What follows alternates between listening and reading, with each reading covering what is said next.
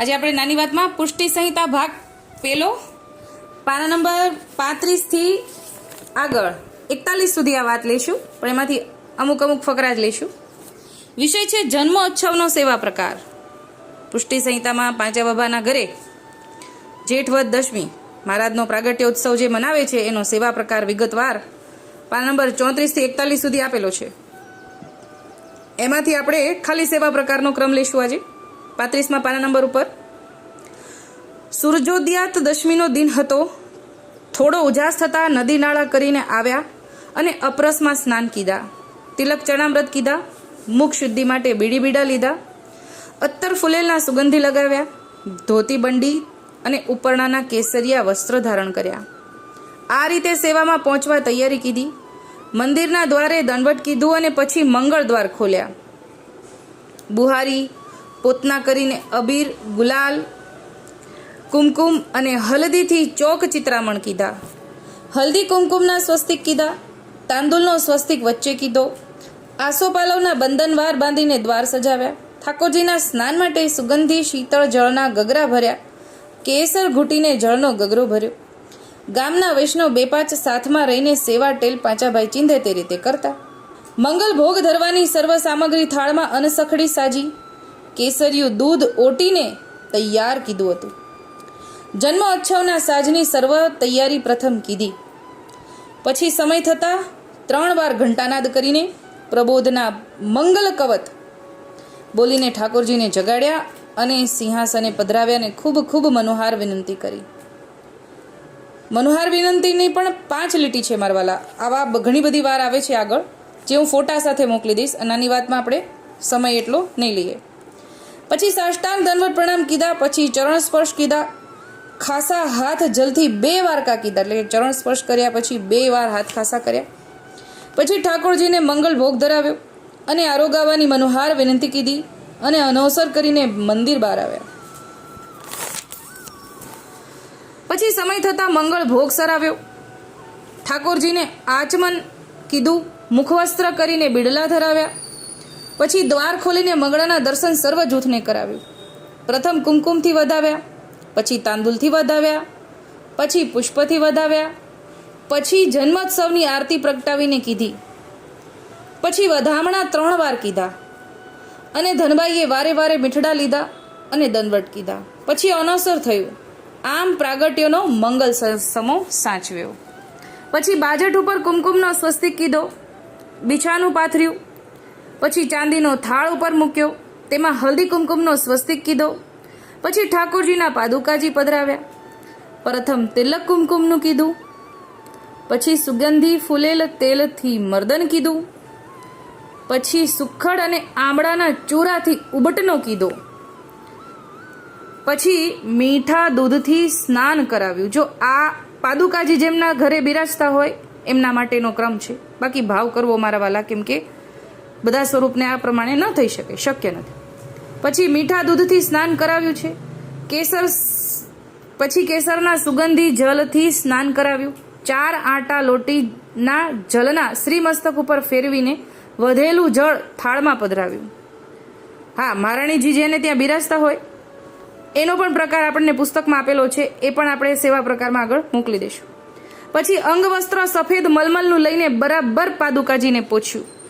ફેર સુગંધી ફૂલેલ લગાવીને પછી ઝીણા સફેદ વસ્ત્રની થેલીમાં પધરાવ્યા. જો આ પાદુકાજીનો જ પ્રકાર અહીંયા સમજાવે છે સેવા પ્રકાર, કે ફેર સુગંધી ફૂલેલ લગાવીને પછી ઝીણા સફેદ વસ્ત્રની થેલીમાં પધરાવ્યા અને પછી સિંહાસને પધરાવ્યા. પછી પત્રી સેવનની થેલીમાંથી ગોપેન્દ્રજીના હસ્તાક્ષરની પત્રી બહાર પધરાવી. એટલે કે પાદુકાજીનું સેવન તો હતું જ પાંચા બાબાના માથે, પણ ગોપેન્દ્રજીના હસ્તાક્ષર પણ પત્રી સેવનમાં બિરાજતા હતા. એ સેવન ખોલ્યું અને એમાંથી હસ્તાક્ષરના દર્શન કરાવ્યા. ગળી ખોલીને દર્શન કીધું અને એમાંહેનું લખાણ પણ વાંચ્યું. પછી ચરણ સ્પર્શ કીધા, એટલે કે હસ્તાક્ષરના ચરણ સ્પર્શ કીધા. હાથ ખાસા કરીને મલમલના વસ્ત્રમાં અત્તર લગાવીને સ્નાનની ભાવના કીધી. હવે પત્રી સેવને ભાવના કીધી, મલમલના વસ્ત્રમાં અત્તર લગાવીને. પછી સફેદ વસ્ત્રની ગળી કરીને તેમાં પધરાવીને પાછા રેશમની થેલીમાં પધરાવી દીધા. પાંચાભાઈ દર તિથિએ પત્રી સેવનના દર્શન કરે અને મને કરાવે, મને કહેતા ડોસાભાઈ. આમાં પત્રી સેવનની ખૂબ સાર સંભાળ રાખે, પત્રી સેવનની ખૂબ સાર સંભાળ રાખે અને કહે, ડોસા આ પત્રી સેવન છે, એનું ખૂબ જતન કરવું જોઈએ. તેના દર્શન કરતા ઠાકોરજી હરદામાં ઠેરાય. અને પછી બધા સ્વરૂપને લાલ અતલસના નૂતન વાઘા વસ્ત્ર ધરાવ્યા, બીછાના પીછવાઈ વગેરે બદલી રાખ્યા હતા. બધા સ્વરૂપને ભારે સિંગાર, મોતીના ગુંજાના માલા, વલ્લભી માળા નૂતન ધરાવી, નવી માળા ધરાવી. પ્રશ્ન એવો આવે કે શું આપણા ઠાકોરજીને નવી માળા હર ઉત્સવે ધરવી જોઈએ? હા, અહીંયા આપણને આમાં આવ્યું કે આપણા જે દ્રાંઠની માળા છે આપણા ઠાકોરજીને બદલવાની, આમાં અહીંયા બદલાવી. પાઘ ધરાવી, ફૂલમાળા ધરાવી, પછી દર્પણ 3 વાર દેખાડ્યું, પછી વસ્ત્ર ગડી કરીને બાજુમાં ધરાવ્યા. આમ જન્મોત્સવનો સર્વસાજ નવો ધરાવ્યો હતો. પછી અમે બધાએ ચરણ સ્પર્શ કીધું, હાથ ખાસા કરીને દ્વાર ખોલીને સર્વ જૂથને દર્શન કરાવ્યું.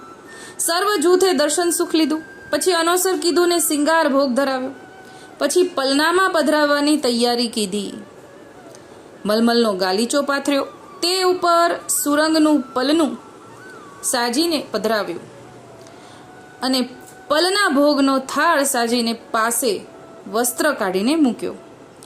પછી સિંગાર ભોગ સરાવ્યા અને આચમન કરાવીને મુખવસ્ત્ર કીધું અને પછી પલનામાં પાદુકાજી તથા પત્રી સેવન પધરાવ્યા. પલનામાં પાદુકાજી પણ બિરાજે છે અને પત્રી સેવન પણ બિરાજે છે. ખીલોનાની તબકડી આગળ ધરી, જૂના ટાસકા, ચકરી, ભમરી વગેરે ખીલોના આગળ ધરાવ્યા અને દ્વાર ખોલી સૌને દર્શન કરાવ્યા. પ્રથમ પાંચાભાઈએ ઝુલાવ્યા, પછી મેં કહેતા ડોસાભાઈએ ઝુલાવ્યા. ધનબાઈએ ઝુલાવા બેઠી. વૈષ્ણવ સમાન પલનાના પદ બોલે છે. હવે ત્યાં આગળ ગામના વૈષ્ણવ દર્શન કરવા પધાર્યું છે એ લોકો પદ બોલી રહ્યા છે. પછી હવે રાજભોગનો સમય થયો. રાજભોગના થાળ સાજીને તૈયાર કીધા. શાક, પાક, સખડી, અનસખડીના થાળ જુદા જુદા સાજ્યા છે. રસેલી વસ્તુના કટોરા ભર્યા. તૂપનો કટોરો ભરીને સખડીના થાળમાં ધર્યો. રસ વસ્તુના કટોરામાં ચમચી મૂકી. મીઠા જળના ગગરા ભર્યા છે. શીતળ જળની જારી 2 ભરી છે. બીડી બીડા સિદ્ધ કીધા છે. સુખડ ઘસી બરાસ કેસર પધરાવી ચંદન તૈયાર કીધું. ઉષ્ણકાળનો સમો છે માટે કીધું છે. આમ તૈયારી રાજભોગ ધરવાની કીધી. જલની જારી 2 ડાબી બાજુએ ધરી છે અને પછી સખડીના થાળમાં ગ્રાસ 1 તૈયાર કીધો. પછી શ્રીજીને આરોગાવવાની મનોહાર વિનંતી કરી. રાજભોગના પદ બોલવા લાગ્યા અને 4 પદ આરોગાવાના બોલ્યા. તે રાજભોગ 2 ઘડી સુધી ધરાવી રાખ્યો, એટલે કે 48 મિનિટ સુધી ભોગ ધરાવી રાખ્યો. પછી રાજભોગ સરાવવાનો સમય થયો. ઘંટાનાદ કર્યા. સામગ્રીના થાળ એક બાજુ સરાવ્યા અને જલની જારી લઈને 1 કટોરામાં 3 વખત ઠાકોરજીને અચવન કરાવ્યું. મુખ વસ્ત્ર કરાવીને સિંહાસને પધરાવ્યા અને બીડી બીડા બરાસ સંયુક્ત આરોગાવ્યા અને પાસે ધરાવ્યા. જલની જારી ભરીને ધરાવી. પછી ખંડપાટ ધરાવ્યા. તે ઉપર બીછોનું બિછાવ્યું ને ખીલોનાની તબકડી ધરી. ચોપાટની ગાદી બંને બાજુએ બિછાવીને ચોપાટ ધરી. ત્રષ્ટિ ધરી. બંને બાજુએ નાનકડી છડી ધરી. ખીલોના વિવિધ ભાતના હતા, કાષ્ટના હતા અને ચાંદીના પણ હતા. પછી બીજી પોરે ગામના વૈષ્ણવ પધાર્યા છે. સેવામાંથી પરવારીને આવવા લાગ્યા. હવે સેવાનો ક્રમ અહીંયા છે. પછી ગામના વૈષ્ણવ આનંદ કરે છે. હવે સીધો ઉત્થાપનનો સમય છે, એ આપણે ત્યાંથી જ લઈ લઈએ પાના નંબર 41 ઉપર. પાંચાભાઈ જન્મોત્સવની ભેટની લખણી કરવા બેઠા છે. ત્યાં ભેટ ઘણી બધી થઈ. ગામના વૈષ્ણવે પણ ભેટ કાઢી. સર્વે વૈષ્ણવે ભેગા મળીને ભેટ કાઢી છે. નાચે કૂદે છે, આનંદ કરે છે, એકાબીજાને ભગવદ વાર્તા કરે છે, કરાવે છે, ભેટે છે. આવો આનંદ છે જે આખું 38, 39, 40 પાના નંબર પર લખ્યું છે. મારા વાલા, નાની વાતમાં કેટલું કહીએ, પણ વિગતવાર આપણે આ પુષ્ટિ સંહિતામાંથી વાંચી શકીએ. હવે 41માં પાના નંબર ઉપર પાંચાભાઈ ધનભાઈ અપરસમાં સ્નાન કીધું અને ઉત્થાપનના સમયે સેવામાં પહોંચ્યા. ઠાકોરજીના ઉત્થાપનના દર્શન કરાવ્યા. અમો 2 કીર્તન બોલ્યા. પછી ઉત્થાપનનો ભોગ ધરાવ્યો. પછી શયન સુધીની સેવા પહોંચી ઠાકોરજીને સુખાળા કીધા અને પાંચાભાઈએ દ્વાર મંગળ કીધા, દંડવટ કીધા અને પછી અમો બધા ગામના વૈષ્ણવના ઘરે જવા સાબદા થયા. એટલે ત્યાં સુધી ગામના વૈષ્ણવો ત્યાં બધા બિરાજતા હતા અને પછી બધા સાંજની ભગવદ વાર્તા માટે એકાબીજાના ઘરે પધાર્યા. એવું આવે છે. તો આ હતો ઓચ્છવનો પ્રકાર, ઓચ્છવનો સેવા પ્રકાર જે આપણે પુષ્ટિ સંહિતામાં આપેલું છે. આમ તો વિગતવાર વાંચવા માટે પુષ્ટિ સંહિતા પાના નંબર 34 થી 41 સુધી છે. મારા વાલા વિગતવાર વાંચજો, આમાં વધુ આનંદ છે. આપણે નાની વાતમાં કેટલું કહીએ. અત્યારે આટલું જ બોલીને મારા નાની વાતને વિરામ આપું છું. બોલો શ્રી ગોપાલ લાલ કી જય.